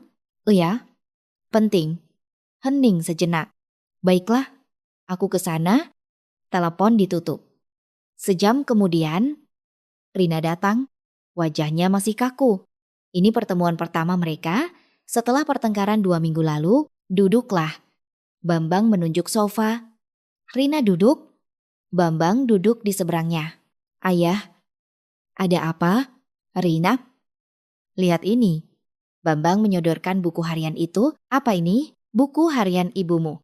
Tadi ayah menemukannya saat membereskan lemari. Mata Rina membelalak. Ibu menulis buku harian? Oh ya, ayah juga baru tahu hari ini. Rina dengan hati-hati menerima buku itu. Lihat halaman terakhir. Rina membuka halaman terakhir. Tulisan Sri yang berantakan. Ia mulai membaca. Untuk suamiku, aku minta maaf pergi duluan. Terima kasih untuk 38 tahun ini. Suara Rina mulai bergetar. Berkatmu, aku bahagia. Pak, kalau aku pergi, jangan terlalu lama sendirian. Makan yang teratur. Jalan-jalan sore. Mata Rina berkaca-kaca. Jangan minum sendirian sambil menangis. Rina berhenti sejenak, lalu membaca kalimat berikutnya. Bu Dewi, tetangga sebelah itu orang yang baik. Makanlah bersamanya sesekali. Jangan makan sendirian. Rina mengangkat kepalanya menatap Bambang. Ayah? Oh ya, ibumu yang menulisnya. Air mata mengalir di pipi Rina. Ibu tahu tentang Ibu Dewi.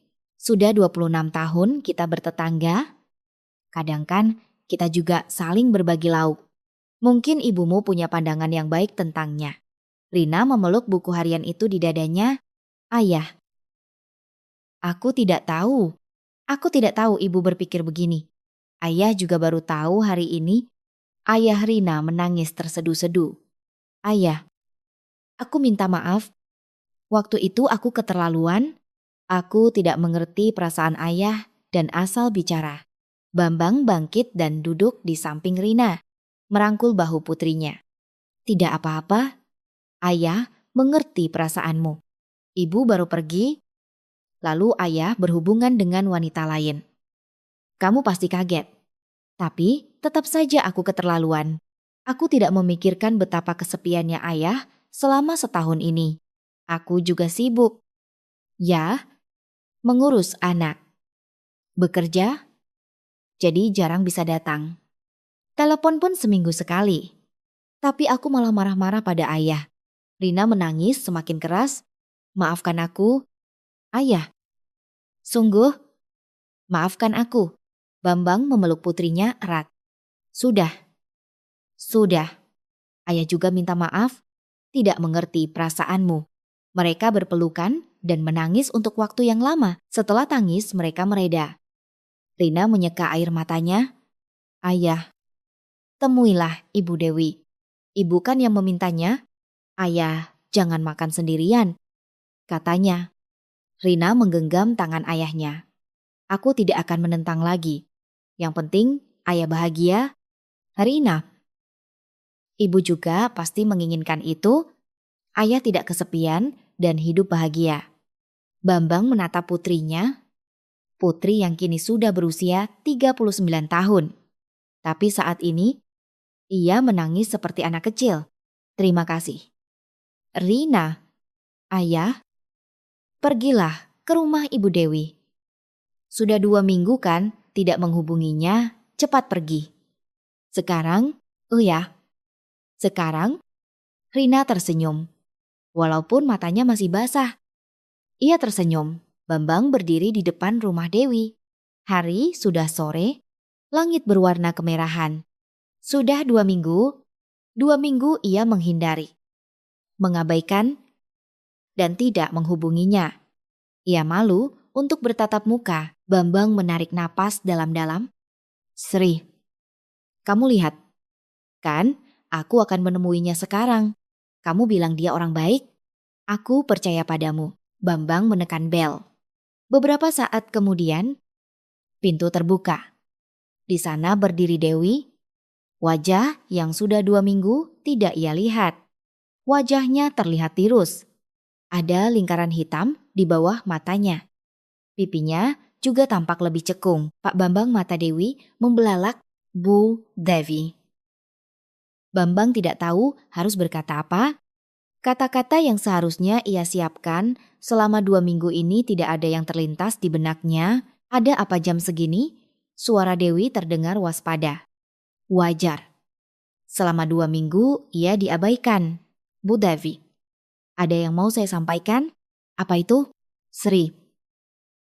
Mendiang istri saya. Meninggalkan pesan tentang ibu. Raut wajah Dewi berubah.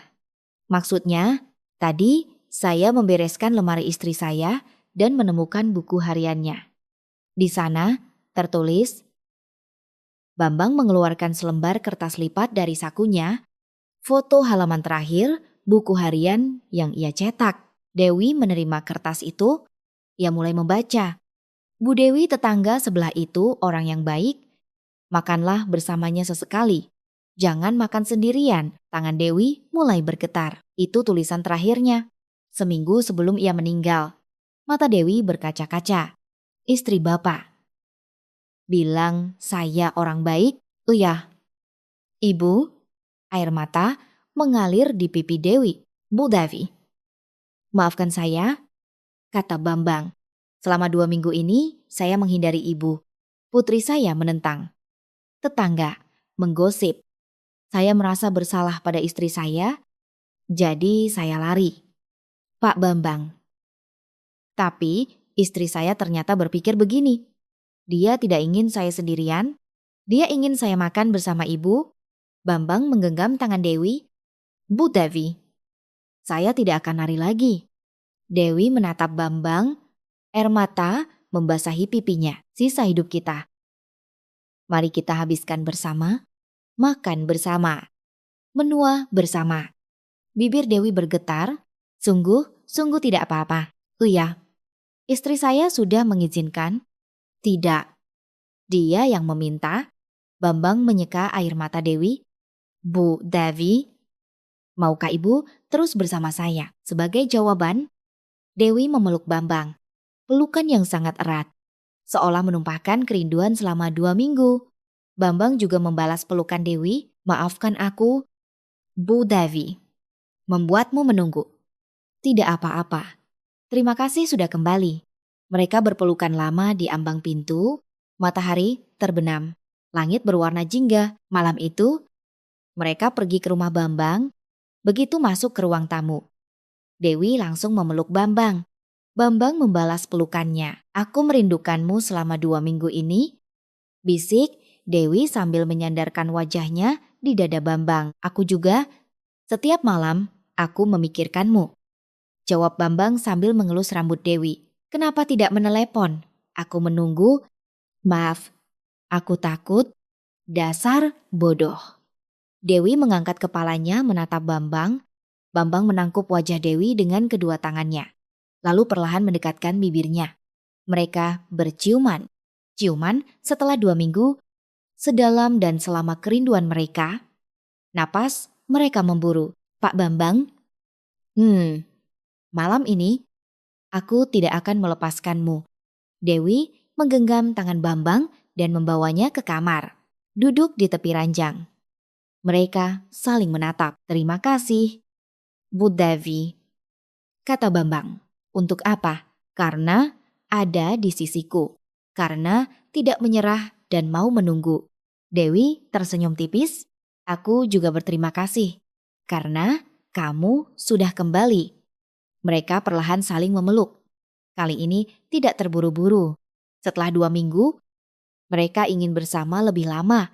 Bambang membaringkan Dewi, berbaring di sebelahnya. Gugup sedikit, Dewi tertawa. Bambang mencium pipi Dewi. Keningnya, matanya, bibirnya, perlahan, dengan lembut. Dewi juga memeluk Bambang, mengelus punggungnya. Badan bapak masih kekar saja. 2 minggu ini aku tidak olahraga. Rasanya agak kendor. Tidak, kok, masih sama. Mereka saling merasakan. Kehangatan tubuh mereka menyatu. Tubuh yang selama 2 minggu terasa dingin kini dihangatkan oleh kehadiran satu sama lain. Kita begini lagi, kata Dewi sambil tertawa kecil. Kenapa tidak suka? Tidak, suka. Dewi melingkarkan tangannya di leher Bambang. Mulai sekarang akan sering begini. Boleh? Oh ya, kan bapak tidak akan lari lagi. Aku janji. Mereka perlahan menjadi satu. Lebih dalam dari 2 minggu yang lalu, lebih lama. Seolah ingin membayar kerinduan mereka. Stamina Bambang masih luar biasa. Di usianya yang ke-66. Ia seolah tidak ada habisnya. Pak Bambang, hebat sekali, kata Dewi dengan napas terengah. Bu Dewi juga, jawab Bambang sambil mencium kening Dewi. Malam semakin larut, menjelang fajar. Mereka berbaring berdampingan menatap langit-langit. Pak Bambang, kali ini tidak akan lari lagi. Kan janji Bambang menggenggam tangan Dewi. Oh ya, aku tidak akan lari lagi. Sisa hidupku akan bersamamu. Dewi menyandarkan kepalanya di dada Bambang. Terima kasih, Pak Bambang. Aku juga berterima kasih. Suara burung mulai terdengar dari luar. Hari mulai terang. Musim hujan berlalu. Musim semi akan datang. Bambang memeluk Dewi dan memejamkan mata. Malam ini, untuk pertama kalinya, ia memeluk Dewi tanpa rasa bersalah. Karena istrinya sudah mengizinkan. Tidak, karena istrinya yang meminta. Sri, terima kasih. Bisiknya dalam hati. Aku akan hidup dengan baik. Sesuai keinginanmu. Aku akan hidup bahagia di luar. Fajar menyingsing. Hari baru dimulai, musim semi tiba. Hujan reda, tanah mengering, dan di sepanjang jalan setapak, bunga-bunga mulai bermekaran. Ranting-ranting pohon yang selama musim hujan meranggas kini dihiasi tunas-tunas hijau. Di teras rumah Bambang juga ada perubahan. Beberapa pot tanaman hias kecil berjejer rapi. Hadiah dari Dewi, geranium, rosemary, dan bunga-bunga kecil tak bernama. Setiap pagi, Dewi yang menyiraminya, Pak Bambang. Tanaman juga bisa jadi teman bicara. Kalau disapa setiap pagi, hati jadi senang. Menyapa tanaman, bilang, "Selamat pagi." Bambang tertawa dan mengangguk. Ia teringat cerita yang sama saat di rumah Dewi dulu. Waktu itu, ia hanya tertawa. Sekarang, ia sendiri ikut menyapa tanaman setiap pagi. Selama musim berganti, hubungan mereka pun semakin mapan. Dewi kini hampir setiap hari datang ke rumah Bambang. Pagi hari datang untuk memasak, sore hari datang untuk makan malam bersama. Kadang ia menginap. Meskipun tidak secara resmi tinggal bersama, tetapi pada dasarnya mereka hidup bersama. Pandangan tetangga pun berubah. Orang-orang yang tadinya berbisik-bisik kini sepertinya sudah terbiasa. Jika bertemu di warung, tidak ada lagi tatapan penuh arti. Jika bertemu saat jalan-jalan sore, mereka hanya saling menyapa. Bu Yati yang suka bergosip pun begitu. Beberapa waktu lalu, saat berpapasan, Bu Yati berkata, "Pak Bambang, wajahnya makin cerah ya. Memang beda kalau ada yang menemani." Nadanya tidak lagi menyindir. Terdengar tulus. "Terima kasih," jawab Bambang. Dan Bu Yati tersenyum. Hiduplah rukun. Di usia senja, bisa bertemu orang baik itu rezeki. Entah hati orang-orang yang berubah, atau Bambang yang sudah tidak peduli lagi.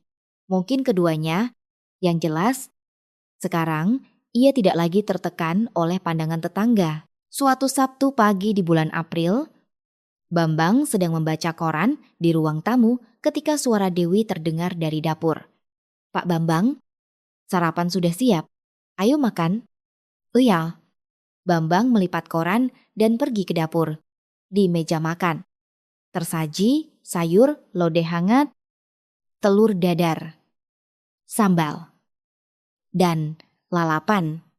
Devi dengan celemek terpasang, sedang menyendok nasi. Wah, kelihatannya enak. Makan yang banyak. Hari ini kan ada tamu. Harus bertenaga. "Terima kasih, Bu Devi." Bambang duduk. Hari ini putrinya, Rina, akan datang. Pertemuan resmi pertama Rina dengan Dewi sebulan yang lalu. Bambang menelepon Rina. "Rina, ayah punya permintaan." "Apa?" "Ya, ayah ingin kita makan bersama dengan Bu Dewi. Kamu juga kenalan." "Oh, boleh. Kapan?" Rina langsung setuju. Sejak melihat buku harian itu, sikap Rina benar-benar berubah. Sepertinya ia sudah tidak punya penolakan lagi terhadap Dewi. Sambil sarapan, Bambang menatap Dewi. Dewi terlihat cantik untuk usianya. Orang mungkin tidak akan percaya usianya 63 tahun. Kulitnya masih kencang. Bentuk tubuhnya masih terjaga. Dan yang terpenting, senyumnya begitu hangat. "Aku akan menghabiskan sisa hidupku dengan wanita ini," pikir Bambang. Sri, kamu bilang dia orang baik. Memang benar, dia orang yang sangat baik." Pukul 11 siang. Rina tiba. Pintu terbuka dan Rina masuk. Di tangannya ada sebuah kotak kue. "Ayah, aku datang." Oh, sudah datang. Masuklah." Rina masuk ke ruang tamu dan melihat Dewi yang berdiri di samping sofa. "Selamat siang," sapa Dewi lebih dulu. Suaranya sedikit bergetar. Jelas ia gugup. Rina mendekati Dewi. "Selamat siang, saya Rina. Putri, ayah." Oh ya, saya tahu. Saya lihat kamu dari kecil. Sudah besar ya. Dewi tersenyum. Ibu Dewi. Atau saya harus panggil apa ya Rina? Tertawa canggung, panggil saja sesukanya. Bu Dewi boleh. Tante juga boleh. Kalau begitu, boleh saya panggil Ibu? Mata Dewi membelalak. Bambang juga terkejut. Ibu? Oh ya, kan Ibu yang akan menemani ayah. Boleh? Kan? Mata Dewi berkaca-kaca. Terima kasih. Sudah mau memanggilku begitu. Rina menggenggam tangan Dewi. Saya titip ayah ya. Bah, saya sibuk. Jadi tidak bisa sering datang. Ada ibu di samping ayah. Saya jadi tenang. Tentu akan saya jaga baik-baik. Melihat mereka berpegangan tangan, hati Bambang terasa haru. Sri, kamu lihat Rina memanggilnya, Ibu, makan siang mereka di sebuah restoran Sunda di dekat rumah. Mereka bertiga duduk berdampingan, makan sambil berbincang. Rina bercerita tentang pekerjaan dan anak-anaknya. Dewi bercerita tentang masa-masa saat ia membuka catering dan tentang putranya. Ibu, putra ibu kerja di mana? Di perusahaan swasta. Tahun lalu menikah. Sekarang tinggal di Bekasi. Sering menelepon. Dewi terdiam sejenak. Jujur saja, tidak sering. Sibuk? Saya juga begitu. Jarang bisa menelepon ayah. Jadi selalu merasa bersalah. Anak-anak kan memang sibuk, kata Dewi sambil tersenyum. Bambang mendengarkan percakapan mereka dengan perasaan senang. Awalnya ia khawatir akan canggung. Tetapi ternyata suasananya sangat cair. Seolah mereka sudah lama saling kenal. Setelah selesai makan, mereka pulang, duduk di ruang tamu sambil minum teh. Pongsel dia bibadering. Dewi melihat layarnya dan matanya membelalak. Ada pesan dari anakku. Apa katanya? Tanya Bambang. Dewi membaca pesan itu. Ibu, hiduplah dengan bahagia. Nanti lebaran aku akan pulang. Aku ingin bertemu dan berkenalan dengan beliau. Mata Dewi berkaca-kaca. Sepertinya dia sudah tahu tentang hubunganku. Dia menentang, sepertinya tidak. Katanya aku harus bahagia. Dewi tersenyum sambil menyeka air matanya. Syukurlah, aku khawatir dia akan marah. Rina menggenggam tangan Dewi. Tentu saja tidak. Bah, kalau ibu bahagia, anak manapun pasti ikut senang. Bambang mengangguk. Benar, Rina juga begitu. Kan, ayah? Rina menatap ayahnya. Ayah terlihat bahagia. Iya, setelah ibu meninggal, setahun ini ayah terlihat sangat menderita. Tapi sekarang wajah ayah berbeda. Bambang menatap Dewi. Dewi juga menatapnya. Iya, sudah lama aku tidak merasa sebahagia ini. Jawab Bambang. Rina tersenyum tipis. Syukurlah, ibu juga pasti menginginkan ini. Sore harinya, Rina pamit pulang. Mereka mengantarnya sampai ke depan. Ayah, aku pulang ya. Ibu, sampai jumpa lagi. Oh ya, hati-hati. Ibu, hari ini menyenangkan. Lain kali kita bertemu lagi. Ya, oh ya, hati-hati di jalan. Melihat mobil Rina menjauh, Bambang dan Dewi berdiri berdampingan. Syukurlah, kata Dewi. Apanya? Rina menerima saya dengan baik. Tadinya saya khawatir. Rina itu anak yang baik. Awalnya mungkin dia kaget. Tapi hatinya hangat. Bambang menggenggam tangan Dewi. Bu Devi, mau jalan-jalan sore, cuacanya bagus. Boleh. Mereka berjalan menyusuri jalanan kompleks. Angin musim semi berhembus. Hangat, angin yang selama musim hujan terasa dingin, kini terasa sejuk. Di sepanjang jalan, bunga-bunga bermekaran. Indah sekali, Pak Bambang. Musim semi sudah datang? Oh ya, tidak kusangka musim hujan akan berlalu secepat ini. Mereka berjalan berdampingan, bergandengan tangan. Perlahan, tiba di taman kompleks. Mereka duduk di sebuah bangku. Di taman ada beberapa orang yang sedang berjalan-jalan. Sepasang suami istri berjalan dengan anjingnya. Seorang nenek bermain dengan cucunya. Pemandangan sehari-hari yang biasa, tapi bagi Bambang, kesederhanaan itu terasa begitu berharga. Bu Devi, ya, terima kasih. Untuk apa? Bambang menatap Dewi. Karena sudah ada di sisiku, karena malam itu datang membawa bir.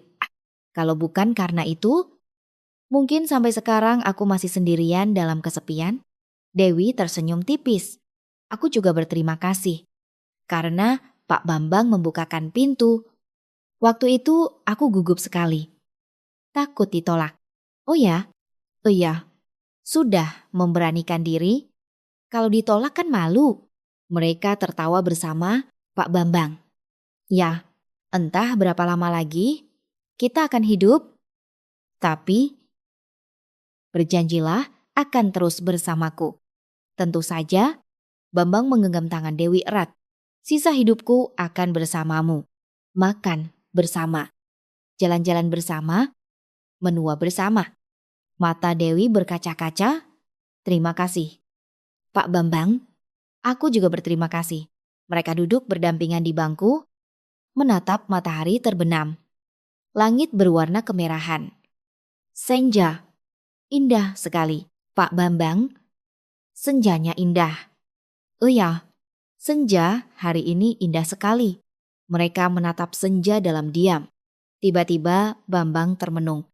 Setahun yang lalu, pada saat seperti ini, istrinya pergi. Saat itu, dunianya terasa runtuh. Ia tidak tahu bagaimana harus hidup. Tapi sekarang berbeda. Ada seseorang di sampingnya, seseorang yang menggenggam tangannya, memasakkan makanan untuknya, mendengarkan ceritanya. Kehadiran orang itu ternyata memberinya kekuatan yang begitu besar. Sri, terima kasih, bisik Bambang dalam hati, karena kamu meninggalkan pesan tentang Bu Dewi. Aku bisa hidup kembali seperti ini. Terima kasih, rasanya. Di suatu tempat di atas sana, istrinya sedang melihat, sedang tersenyum. Aku akan hidup dengan baik, sesuai keinginanmu. Aku akan hidup bahagia. Senja semakin memerah. Bambang menggenggam tangan Dewi erat. Bu Devi. Ya, aku mencintaimu. Mata Dewi membelalak. Apa? Aku mencintaimu mungkin terdengar konyol di usia kita. Tapi ini tulus. Air mata mengalir di pipi Dewi.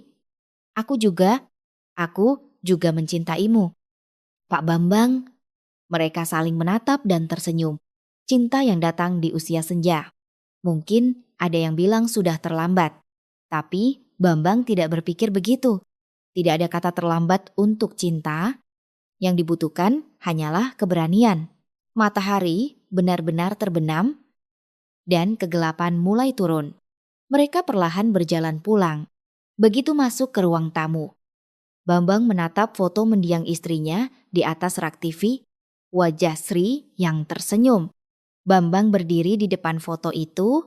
Sri, aku pulang. Dewi berdiri di sampingnya. Assalamualaikum. Saya Dewi. Saya akan menjaga Pak Bambang dengan baik. Bambang menatap Dewi. Dewi menatap Bambang. Mereka tersenyum bersama. Dari dalam foto, Sri juga tersenyum. Mungkin di antara Anda yang mendengarkan cerita ini, ada yang merasa kesepian malam ini. Melewati hari-hari dengan makan sendirian. Menonton TV sendirian. Tidur sendirian. Mungkin ada yang berpikir, di usiaku ini, apa gunanya cinta? Apa gunanya bertemu orang baru? Tetapi, cobalah sekali lagi melihat ke sekeliling Anda. Seseorang yang selama 26 tahun ada di sebelah Anda, tetapi tidak pernah Anda sadari. Mungkin ada di sana. Beranikan diri untuk mengulurkan tangan. Bawalah sekaleng bir atau sepiring pisang goreng. Dan tekanlah bel pintunya. Siapa tahu, hal itu bisa mengubah hidup Anda. Tidak ada kata terlambat untuk cinta. Yang dibutuhkan hanyalah keberanian. Semoga cerita hari ini bisa menjadi penghiburan kecil untuk hati Anda. Dan semoga suatu hari nanti, cinta yang sehangat senja akan datang menghampiri Anda. Jika Anda menyukai cerita ini, silakan tonton video lainnya. Suka, berlangganan, dan notifikasi itu gratis. Dan jika ada adegan yang berkesan di hati Anda, bagikanlah di kolom komentar. Satu kata dari Anda bisa memberikan makna yang mendalam bagi orang lain